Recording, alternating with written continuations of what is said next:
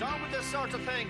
Careful now. What is up everybody, and welcome back to another video. In today's video I'm going to be going through my top players to target ahead of the upcoming double game week 29. After the international break, game week 29 will give managers the best opportunity to bounce back from what has been a difficult few weeks with a massive double game week. If you do find this video helpful, then please do drop it a like, subscribe to the channel and comment down below what your plans are ahead of game week 29. Also make sure to follow me on Twitter at fplfatherted, and without further ado, let's get into it. Starting off with my number one pick for game week 29, we have Man United's Bruno Fernandes. Bruno Fernandes hasn't been much of an FPL option this year due to other options such as Kane, Tony, Haaland and Darwin.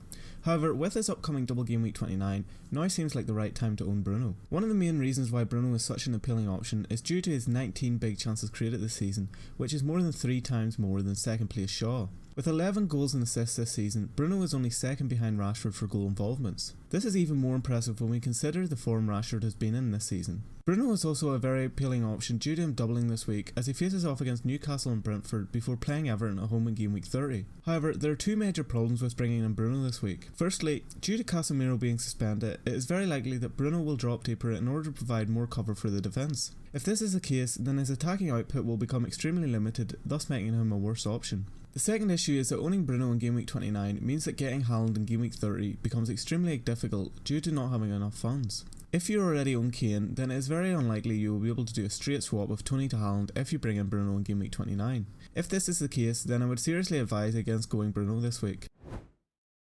Moving on to my second player pick for game week 29, we have the return of an old friend, Isak. Whilst I haven't owned Isak since the start of the season, I have discussed him numerous times throughout the season and genuinely believe he is a great FPL option when he gets consistent minutes. With both Almiron and Wilson picking up injuries prior to game week 28, Isak was given a start against Forest, which resulted in him returning with a 13-point haul. What's even more impressive with Isak is that he has returned in 5 out of the 10 games he has played in this season. It is also important to note that for a lot of his returns he had not started the game and instead appeared as a substitute. As you can see on screen, Newcastle are also 5th for XG and 6th for big chances created in the league. If Isak is given the appropriate amount of minutes, then he has a very good chance of returning. However, the main downside to going with Isak is that he is far from nailed and could likely have his minutes reduced when both Almiron and Wilson return. Therefore, you may be better going for someone like Watkins or Havertz who are nailed and much less of a rotation risk than Isak.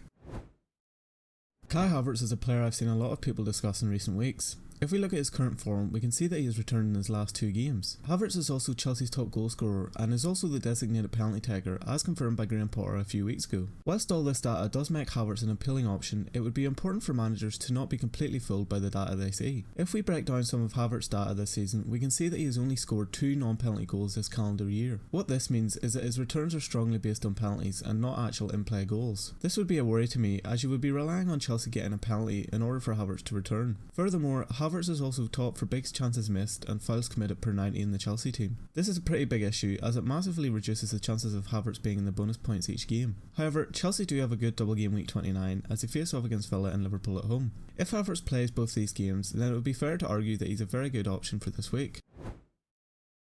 Luke Shaw is the 4th player we will discuss in this video as we look to navigate the United defence as well as the attack. As I discussed previously, Man United have an appealing double game week 29 and have been in relatively good form in recent weeks. Luke Shaw is an appealing option for this week due to the fixtures which sees United face Newcastle and Brentford. Man United are arguably one of the best defensive teams in the league with the 3rd most clean sheets this season. If you go for Shaw, then you're covering any possible clean sheets United may get whilst also hoping he can get an attacking return. As you can see on screen, Shaw is 2nd for big chances created with a reasonable 6 big chances created. It is important to note that some of Shaw's data may be slightly skewed due to him playing centre back for a number of weeks this season. When Shaw is in his favoured left back position, he is much more of an attacking threat and is an appealing asset to own, especially in a double game week 29. If you're looking for a good defensive option for game week 29, then Shaw is a great option both for defensive returns and attacking returns. The last player we will discuss in this video is the Nottingham Forest striker Brennan Johnson. Firstly, I must admit that I haven't considered a Forest asset at all this season.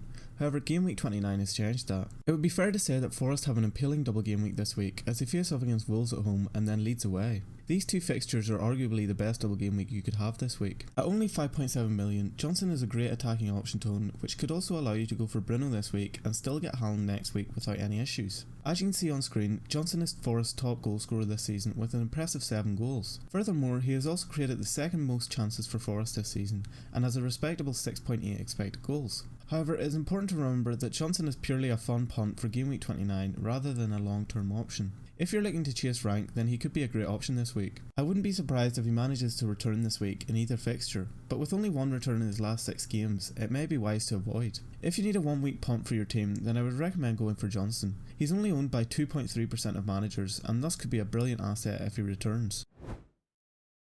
That's going to do it for this week's transfer tips video. If you did find the video helpful, then please do drop it a like, subscribe to the channel, and let me know down below what your plans are ahead of Game Week 29.